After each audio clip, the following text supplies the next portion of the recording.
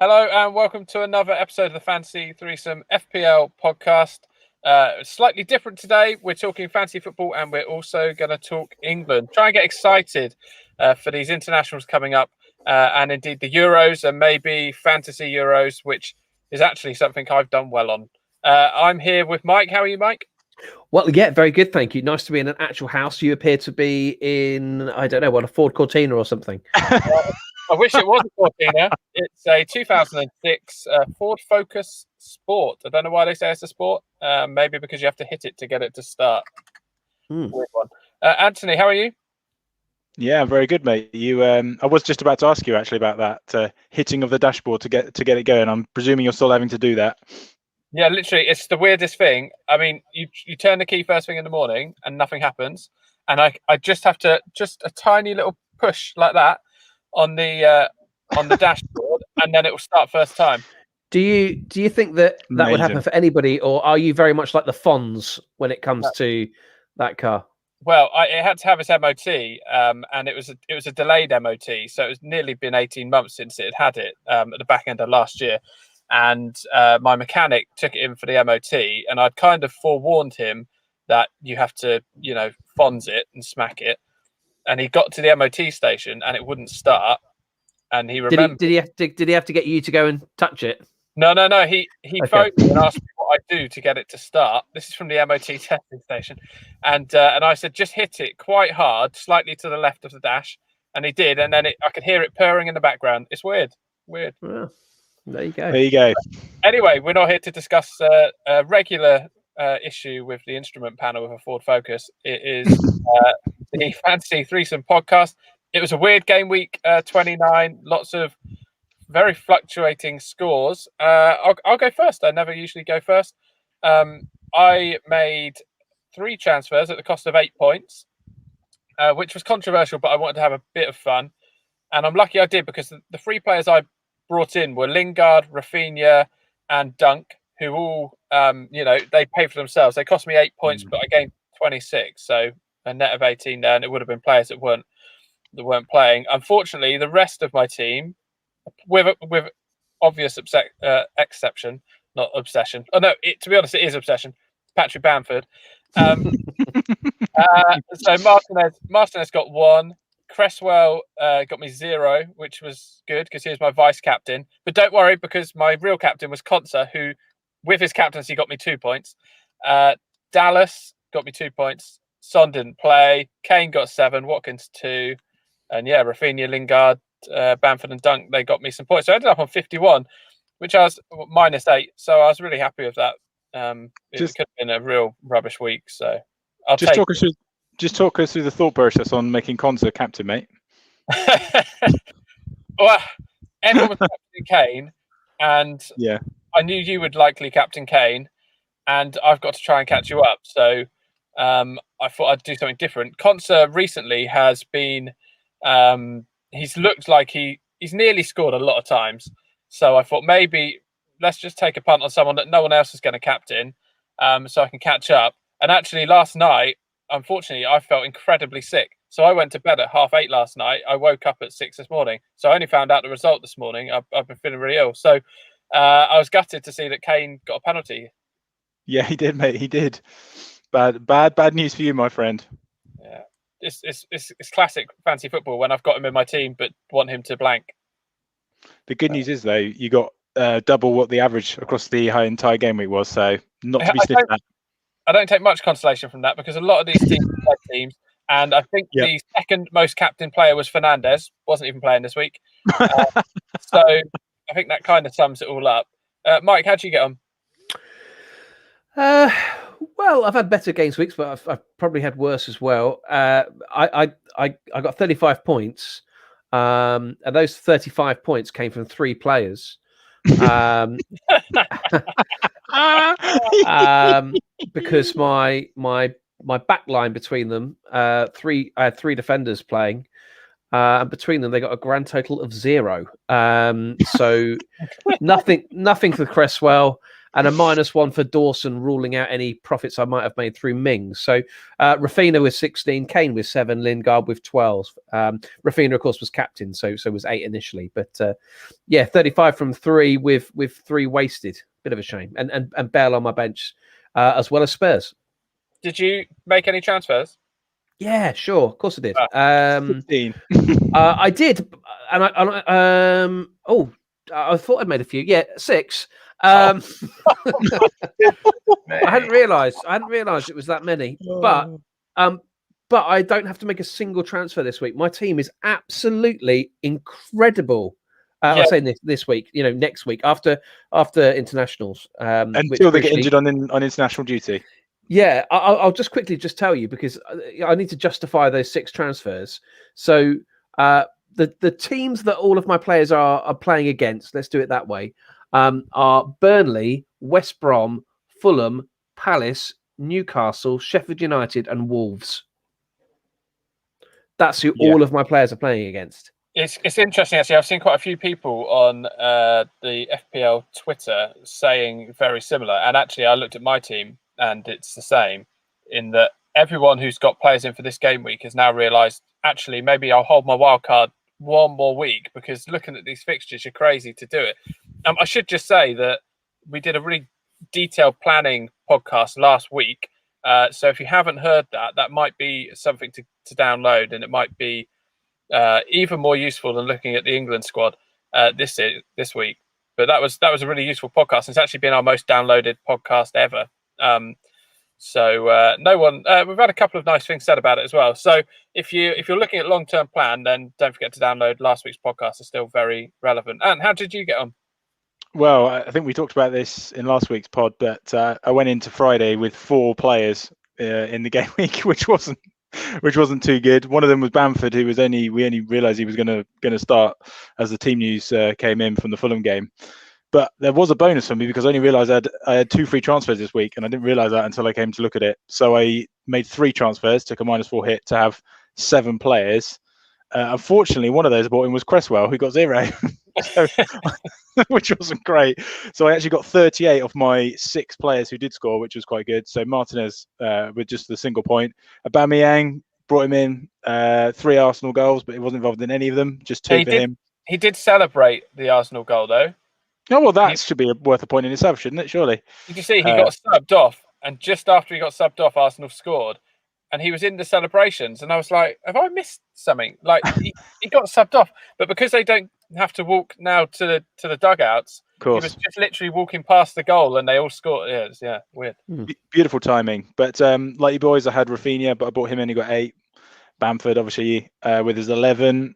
Kane made him captain, doubled up to 14, which was quite nice. And Ollie Watkins, who really has been a trap for me this season. 3rd separate occasion, I've brought him in for some unbeknown reason. And again, he sits there with 2 points. But he's still in the England squad somehow.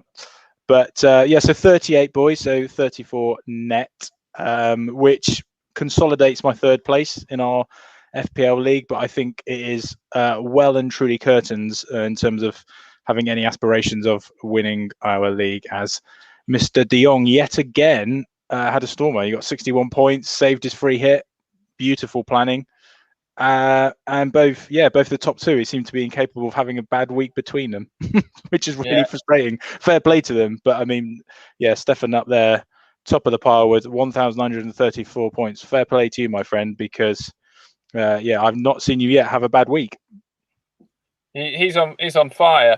And FPL McMahon is hot on his heels as well. He got 57. Yeah, but indeed. Look at the players that they've got, and there's nothing that makes you think, well, that's a bit of a crazy decision. But Pascal Gross got him 6 points. Dunk got him 6 points. Antonio, we haven't seen him in too many teams. He got 7 points, but for a couple of inches, probably should have scored. Yeah, they're on fire. Everything they're touching is turning to goals at the moment, so they're doing very well. The only frustration I did have this week, which I did nearly fail to mention, was I had Trossard in my team at one point and thought, I don't really want to carry him for the rest of the season. I'll take him out. I'll take him back out again, and then saw the Newcastle score. I should have known, because we talked about how bad Newcastle are, and I quite enjoyed reading some of the comments from Newcastle fans on Twitter after their game, because it was pretty much meltdown for them. And some interesting comments about our good friend Ryan Fraser as well, which I found quite interesting. Him talking about how low the morale is in the camp. I thought, how ironic, but there we go. So I think you made the right call, though. I don't think anybody wants to be. I think regardless of the score this week, I'm not sure you do want to be carrying Trossard for the rest of the season. So, mere mortals like myself would just transfer him out. But I know that you work on a higher plane than that. You and Stefan and Vince. The three of you, work on a higher plane. Very tight when it comes to transfers. I don't like making them unless I really need to. So, but there you go. Sometimes it works, sometimes it doesn't. We live and learn. How do we get on with our punts then, gents? You probably want to go first here, don't you, Phil? I think you look quite smug. Finally, something comes off. Jared Bowen, yeah. Oh, good shout. Yeah, very excited. So he did well. Ant, how did you get on? Not so good. John McGinn. Mike? Well, he had a shot.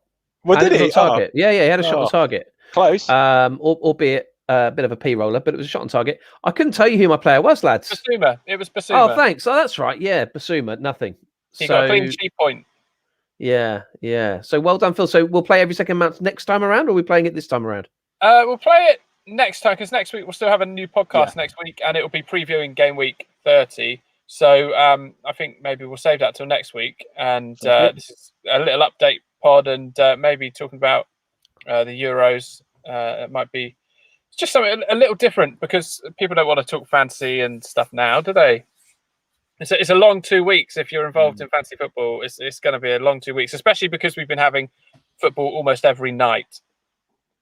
Yeah, I don't like the international break at the best of times, but the thought of there being no proper football for 2 weeks doesn't fill me with much joy, especially when I see our games this week are San Marino and Albania. Who, England? Is that who England are playing? Yeah. What is the point? Yeah, I know, exactly. Yeah, still in the middle of a pandemic. But anyway, these are qualifiers, though, aren't they? They are qualifiers. Yeah, they are indeed. To be fair, but I mean, they're not the biggest of games, are they? In theory, but knowing England, they will make a meal out of both games. I would well imagine. Well, in a more positive, if we can approach things in a more positive way, Anthony, let's try and infuse people about England. Sorry, talking of infuse. But with an IN in this case. Anthony, wasn't there for you drinking there, and why are you using a baby's beaker? It's a good question, actually. It's actually a big bottle. Oh, so it is. Sorry. Oh, big boy's bottle. What's in it? Water. Oh, I like to keep hydrated. Is it a Systema? Is it a Systema bottle? Oh, it is. Yeah. Cool. You know your water bottles, mate. Mrs. B loves a Systema. Oh, that's not. It's not a euphemism. So, England squad, boys. England squad. So, who's excited about the Euros? Oh, yeah, me. Yeah, in a way. So, we're going to talk through our England squad. Anthony is very much on the side of picking an England squad based on fantasy football points. Isn't that right, Ant? I am indeed. That's what we're all here for, boys. That is correct. Me and Mike are going to pick our teams based on what we think is actually going to do us any good at the Euros. So we'll go position by position, and if you have any ideas that are better than ours, which is highly likely, then send them over. It's nice to discuss a bit of England. You can, if you're watching along live, and I know some are, you can comment in the chat if you'd like to. We'd love to hear your thoughts. In terms of formation, lads, I've gone for a 4-2-3-1, which I know is a bit controversial. I know that Gareth in his waistcoat has enjoyed 3 at the back, but are you happy for me to work with that formation, or how are we going to do this? Well, you pick your. We'll go position by position, and if my position is slightly different, then I'll explain why. Okay. So, who have you got in goal? I've gone for the Pope, Nick Pope, in goal. I quite like Henderson as well. What I certainly wouldn't be doing is Pickford. I think he's got a rick in him, and he scares me. And he might not be fit anyway. He's certainly not fit for this week. But I think going into the Euros, I like Nick Pope, so I'm really hoping he gets some game time this week. Yeah, I think Pickford runs around like he's had a couple of packs of Skittles before a game. Do you know what I mean? He's just ramped up on E numbers. A slush puppy. Oh yeah, you don't want that before bed.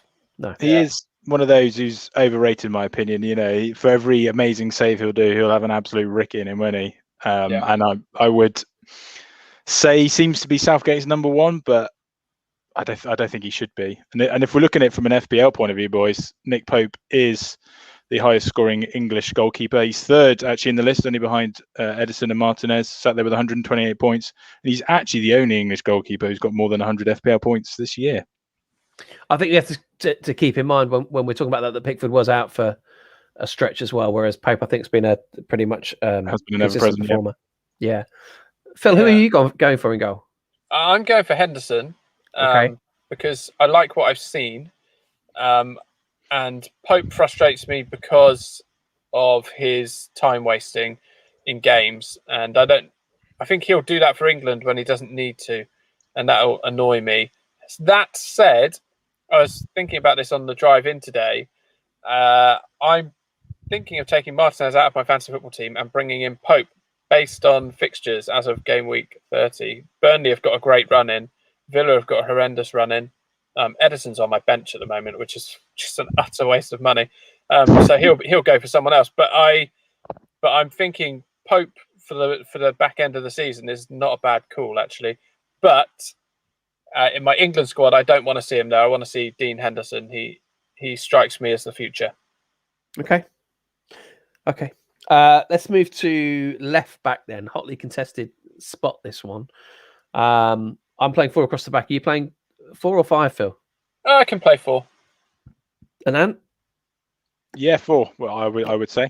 All right, cool. So I'm going for Luke Shaw. I just think he's a player in form. Sure. I love the way that's become a thing. I honestly listened to that song. Listened to that song yesterday. Oh, there you go. Came up on a playlist. Excellent. That could be the sing out song. We'll see. That could be the sing out song today. We'll see. Yeah, Luke Shaw for me. I think he's a player in form. I think he gets up and down really, really well. And in the formation that I've got, which is the 4-2-3-1, I think you want fullbacks being able to bomb on. So, yeah, Luke Shaw at left back. Okay, I've gone for Chilwell purely because he's got slightly nicer hair than Luke Shaw. And some interesting reasoning on your part so far, Phil. You got something. You've picked a keeper because he won't time waste, correct? And a left back because he's got nice hair. Yeah, but the thing is with the thing is he also is good at set pieces, and I've just got a feeling that set pieces are going to be important for England. So what about Cresswell then? Well, who's the better? Who's got the better delivery, Cresswell or? Yeah, because in the hair stakes, they're quite similar, aren't they? Well, they are. Cresswell is the highest scoring FPL defender this year, boys, on 135 points. Correct, but since I've brought him in, he's got 1 point in 2 games. Yeah. Well, yeah. So current form. This is actually a nice headache for Southgate to have. I would suggest you could have Cresswell, Shaw, or Chilwell, all who could do a job. Shaw and Chilwell separated by just 4 points FPL wise this season. 108 for Shaw, 104 for Chilwell. And I'd actually go with Mike for personally. I think Luke Shaw. I think he's cemented his place in that Manchester United team really well. He obviously had that really rocky spell under Jose, but he's turned it around, and I'd probably trust him in there long term. I think he'd get my shout. Okay. Right back, Mike. Yeah, I thought about this, and it's in part with who he's going to be linking up with ahead of him. But I'm going to go for Kyle Walker. Yeah, I think he's got the experience. I think it's a very young squad, and I think you need some experienced heads in there. Not necessarily wise heads, given his activities during COVID, but experienced heads. And so yeah, I would go with Kyle Walker. Yeah, okay. I would have Kyle Walker. Cool Walker. I bet that's what he called himself as a kid. Kyle Walker. I would have him on the bench. I would have Trent in. But actually, no. I would start Kyle Walker and have Trent in. So if we had a free kick right near the end of the game, he could come on. Because I was also thinking that's very football movie, right there. It is, yeah. Okay. But I think that Walker's got that pace that we're going to need because our centre backs. I don't know who you've got as centre backs, but mine aren't very fast. Agreed. I think this is a real shame where James Justin has got that long-term injury, isn't it? Because I think he could have potentially been a shoo-in in this position. He was having such a brilliant season up until that point. But yeah, I'd have to agree with you boys. I think otherwise it's going to be Kyle Walker or potentially Trippier. It's tricky, isn't it? Because we just don't see enough of him to judge unless you've got all the time in the world to watch Spanish football. He set up Suarez last night, apparently. Oh, well, get him in. Okay.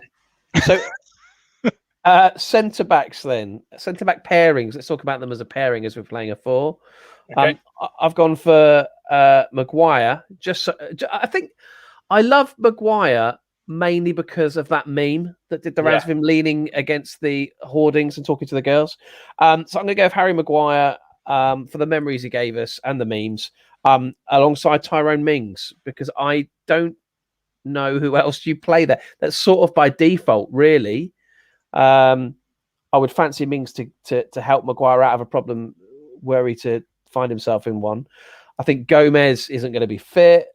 I'm not sure about Connor Cody. So yeah, those two as a pairing, I think probably work. John Stones would be my shout. You know what? Stones is a good shout, lads. Yeah, that's a good scoring FPL defender. Is he? Yeah, 122 Yeah, that's a good points. shout. You know what? I'm gonna take that. I'm gonna take him and drop Mings. Thank you. Oh, well, that'd be a nice phone call to make to Tyrone. I'll I dropped him because I forgot the other guy existed. Sorry, mate. You're off the plane. Yeah. I think so. I think that's the one. Okay.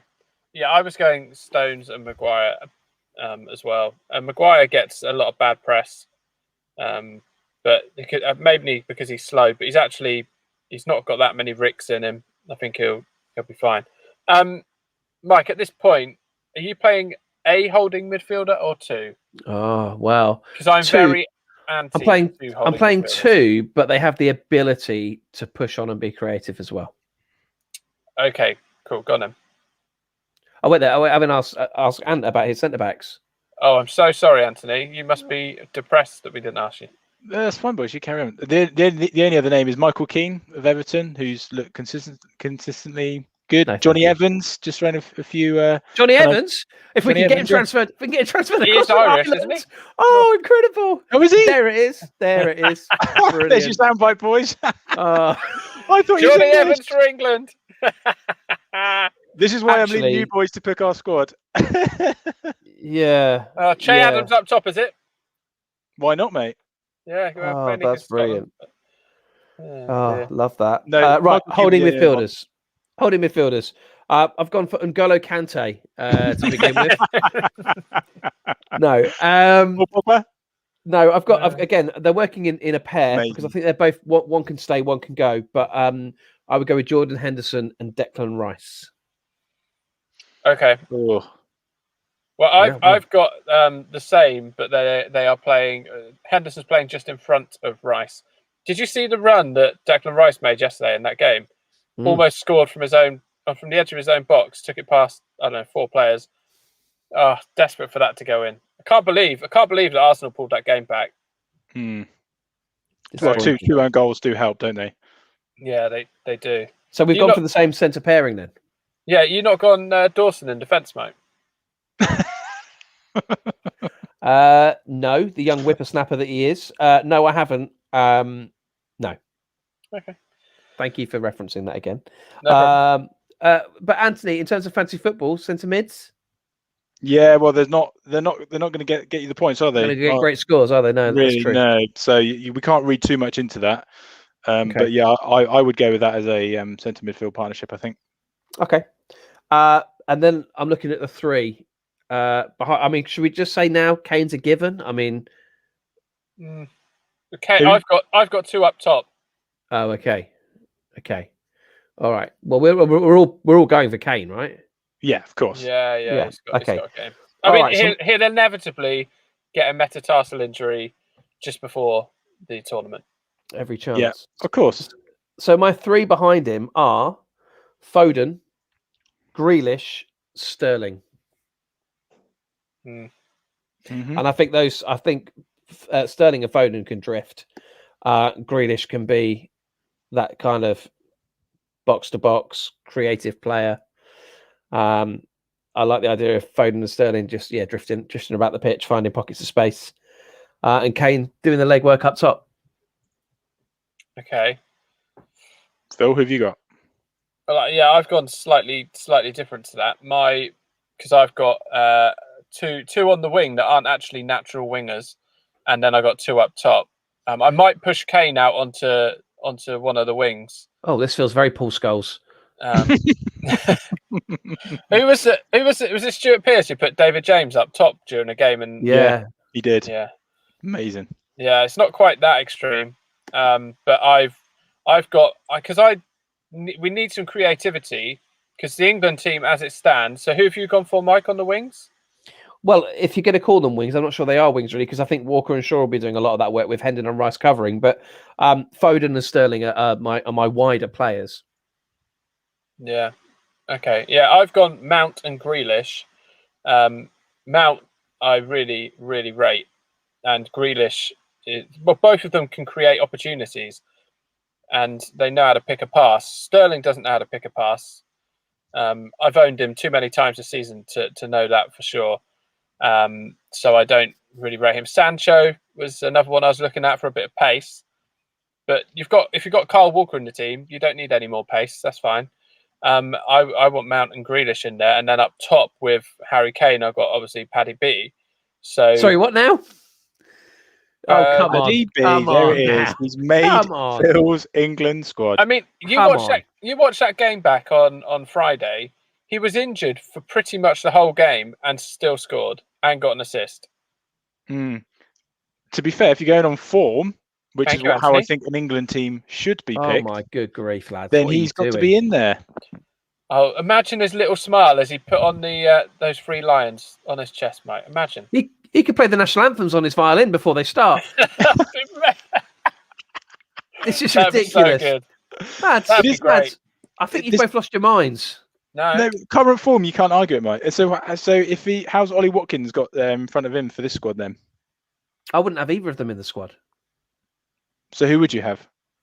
Well, it's just gonna be Kane, isn't it? I don't know why we're messing around putting other strikers in there. What's the point? Just Kane. Well, they won't get any game time. What's the point?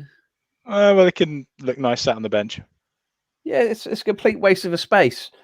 Foden, Sterling, Mount, Grealish, Maddison. You got all those players that will that can drift in behind. You don't need any more than Kane. But you've got to understand he will get injured. Well, we have Big Andy Carroll lined up on the bench. No, I honestly, come on, Phil. Kane and Bamford up front for England. It sounds like the dream, doesn't it? But I mean, Bamford plays up on his own for Leeds as well, doesn't he? He does. That's why I said you might have to push Kane onto a wing. So sorry. We're saying sorry, Kane. Yeah, you're quite good, but Bamford. Yeah, but if you look at mind. You look at a lot of Kane's goals, they're penalties or they're goals from corners, and he can still do that for England. We are losing every inch of credibility we had the longer this pod goes on. Oh, I'm sorry, Mr. Six Transfers, and also I'm sorry that we can put Irish defenders in our England team. I'm surprised that hasn't got Lacazette up top. I was tempted, mate, to be honest with you. He'd make my draft team. No, Mike is right. The team's going to be centered around Kane up front on his own, isn't it? He's not going to, even if Bamford gets in the squad, he's not going to start up front with Kane, is he? There's no chance. What about Kane just in the hole behind Bamford? And then he'd fit into your formation a bit more. No. Bamford as an impact sub, I can understand. But not starting up front with Kane. No also, way. you think about Kane. What Kane does for Spurs is he quite often will drop deep, and Son will push on ahead of him, and that's what will happen with Sterling and Foden. I really like my team. I don't have an in for Gareth Southgate, but if I did, I'd be tempted to just drop him a line and say, look, this midfield 6 is pretty special. Midfield for Southgate is such a hard decision because he's got players like Maddison, Grealish, who hasn't made your team. Harvey Barnes, Grealish has made my team. Was he? Yeah, Grealish, Foden, and Sterling behind Kane. Oh, I'm so sorry, I didn't hear that. I think Foden, he needs another 4 years for me. He needs to He's annoyed me too much this season on fantasy football, so I'm afraid it's a no from me. He can be in the squad. He can travel on the plane to see what it looks like. Okay. So it's Hair who's annoyed you and who time wastes. For those reasons, you've sacked him off. Yeah. Right. I mean, that's how I do That's why I was never very good on Championship Manager. Yeah, that's why you haven't got the England manager's job. It's one of the reasons, because I have got a waistcoat. Yeah, okay. So, yeah. Boys, the trouble with this is we know Southgate is very defensive, and you know he's going to do something like put Eric Dyer in there. He'll probably have a midfield three of Eric Dyer, Jordan Henderson, and Declan Rice against lesser teams as well. You know, we've highlighted all these attacking players who should be playing, but he always errs on the side of caution, doesn't he, Mr. Southgate? He's also a big fan of Rashford, you know, yes. and he likes his Rashford, and he likes Sancho. So those two, I think, you know, there's every chance they'll get in ahead of the likes of Foden.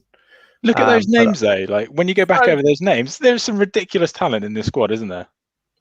There is, but then you look at the talent that we had in 2002. Yeah, you know, that squad was ridiculous and didn't get past the semis. So, That's true. Yeah. Well, there we go. A bit of fun, lads. Bit of fun. Indeed. What are you excited about doing the Euro fantasy football? Yeah, I do enjoy it. It's made a big difference to me, and I think it came along at just the right time because I loved the World Cup. You know, as a kid growing up, and I had the wall chart, and I'd mark out, you know, who was playing who, and I'd watch every single minute of every single game. And I guess as more and more footballers come on TV, I've become maybe a little less excited by the actual competition itself. But along came the fantasy version. Is it McDonald's that do it? I think, isn't it? Yeah.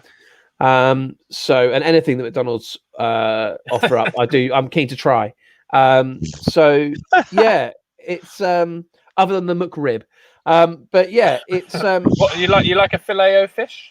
I don't mind a filet of fish, mate, with the old tartar sauce. Tartar for now. Yeah, it's all right. But yeah, I do enjoy it. And it gives it a bit of an added edge to things. Yeah, I think it's one of the only fantasy football things that I've ever. It's one of the only decisions I've ever made in life that was pretty good. In the Spain-Germany final in the Euros in 2008, I put all my money on red and literally didn't select a single German. And I think Spain won 1-0, and that was enough to win me our mini league. I quite like the idea of because it's played over such a short period of time, a prize being up for grabs. Maybe that's something we want to consider this year. Yeah. But because otherwise, because you don't get bragging rights for very long, do you? Well, I'm still harping back 13 years. Well, you are, but yeah, on the whole, you don't get bragging rights for very long. You know, it's not like you have game weeks and you can go to the next game week and sort of lord it over your mates for a week because the games come so thick and fast. So yeah, I'd quite like a prize up for grabs this year. Let's think about that. Yeah, that's a good idea. And I'm just wondering if you went through the attacking midfielders on FPL that would make the squad. Yeah, no, you've basically covered it, boys. In terms of points, they're all fairly close. Grealish and Sterling are up there. Sterling's actually our highest scoring this season with 132. Grealish is just behind him on 129, which is pretty impressive considering he's missed now the last 6 games or so. Yeah. Harvey Barnes again, unfortunately, he's got this injury. Hoping to be back in April. He's sat there with 126. Madison 119, and Phil, I'm with you. Mason Mount would be the one for me. I think he's a real talent. So he would be in my team, along with Grealish, definitely. Sterling, again, he is one of Southgate's more favoured players, isn't he? So I think he will get in that team as well. But we may or may not get an idea from these 2 games. But this England team does have some talent. But as Mike's mentioned before, we've had very, very good squads in the past and not even got to a final. So I'm not holding my breath. I think my frustration this time of the year when it comes to internationals is it feels like we're going into a tournament. We're only 3-4 months off a tournament, maybe less than that. And I would like to, for at least one of these games, see us start trying to build some partnerships across the Yeah. pitch. So he says, right, you know what? This is my team. Because at international level, we never seem to have any genuine consistency in terms of who's playing where, and you'll have half a dozen subs in the second half. So yeah, I would really like to see him in one of these games say, okay, I'm going to set this out, and this is what I think my team first game of the tournament will look like. Let's see how you get on. Do you think that's the part of the problem? Is as an England fan for many years, most England fans have said, stop just picking players from United, Chelsea, Arsenal in their day, and so you don't necessarily have those natural partnerships where you knew that Beckham was playing with Neville on the right hand side, and they played with each other all the time. And the more you fragment it, the more teams you're picking from. These players have to build a connection, don't they? It doesn't come so naturally. So if Southgate plays 2 holding midfielders against San Marino, for example, he might just be trying to get them to play together, but he'll get absolutely slated if he does that. Yeah, it's difficult, isn't it? Because I think this is the last international break now, isn't it? Before the end of the season. I hope so. I really hope so. Yeah. Yeah, me too. So it's difficult for him to get that time with the players as well, isn't it? It's tricky, but. So do you think that means that it's a definite no for Bamford for the Euros? Because obviously I think he'll make the squad, but he's not going to start up front with Kane. I can't see any world that will happen. It won't surprise you to hear that I don't think he'll make the squad. But if this is the last chance that Southgate's got to look at him, and he's not chosen to look at him, it's true. Does that probably tells you something, doesn't it? I just don't understand what. Yeah, I don't understand. I don't understand why Saka gets in the squad either. No, again, because he plays for Arsenal, I would imagine. Yeah. I can't see any other reason really. The kid's a talent. He's a talent, but yeah, I'd probably have him in the under-21 tournament starts this week as well. So I would have probably had him playing in that. Yeah. But there you go. I mean, the top 6 point scoring strikers on FPL, unless I've got the wrong countries again, are all English. Oh, please tell me what they are, Ant. Just here we go. Lacazette. Yeah. Lacazette 7th, actually. Oh, right. Kane, Bamford, Vardy, who we know is retired, Calvert-Lewin, Watkins, and Callum Wilson, who obviously is still injured. But yeah, he's still sat there. 6th highest point scoring with 116. Calvert-Lewin hasn't been mentioned, has he? Is he made this squad, Calvert-Lewin? I think he has, hasn't he? Yeah, I'm not sure. Not sure. No, I'm not 100% sure. I think I saw his name in there, but yeah, he's had his injury problems this season, but still sat there with 136 points. So, but yeah, I mean, if you're going off of Bamford, if you're looking at FPL, mate, he's got to be in that squad. Yeah, he scored the same amount of goals as Bamford, hasn't he? But probably not provided as many assists. I think that's about right. Yeah. Yeah, he's in the squad. I mean, someone like Rashford, like you say, Mike, Southgate likes him, but really, what's he done this season? Not much. Not much. Sorry, I'm just I've got a song to sing out that I'm just working on. Oh, good. The listeners will be pleased. They know when to turn off. Oh, okay, Mike. Oh, okay, fine. Are we about there? Yeah, we're about there. It's a quick one this week because next week we'll be back to preview game week 30. But we thought it'd be good to look at the England squad. I mean, Anthony has gone for Jesse Lingard as well. He's been called up. Yeah. Isn't it nice to see a player who finds his feet again? Yeah, he's looked like the player of old, really, isn't he? This loan period has been just what he needed. He's looked very, very good. Certainly for an FPL asset point of view as well. He's hit the ground running, really, hasn't he, for West Ham? There's a possibility that he might make that permanent in summer. Who knows? But yeah, he certainly looked very good in there. He's definitely an outside shout. He was brilliant for England in the last tournament. Was it the last tournament? Yeah, I think it was the last tournament. Yeah, it was. Yeah, he scored. I seem to remember he scored an absolutely beautiful goal, didn't he, against somebody from outside the box in top corner. Southgate obviously likes him. And I wonder how much his move to West Ham was Southgate saying, you need to be playing. I like you, but you need to be playing. Yeah, there was probably some influence in there, isn't there? From an FPL point of view, he is so cheap. He's staying in my team.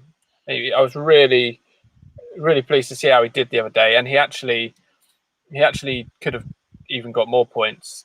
Yeah. He created a lot of opportunities, and he just ran and ran and ran, and you really need that. Mike, you look depressed about us talking about Lingard. Is it that you're focused? You're focused on your song. I'm focused and ready to sing us out, lads. Oh, come on then, let's hear it. Okay, let's not hold it back any longer. Thank you so much. If you need to turn off now, we understand. We're all lead busy lives. But thank you so much for listening, watching along if you are. And like we said, listen to last week's pod for some planning moving forward in fantasy football. And please do share, like, subscribe the podcast. Here we go. Baby, you're all that I want. When you're lying here in my arms, I'm finding it hard to believe, Johnny Evans. Thanks, guys. Take care. Bye-bye now. Bye.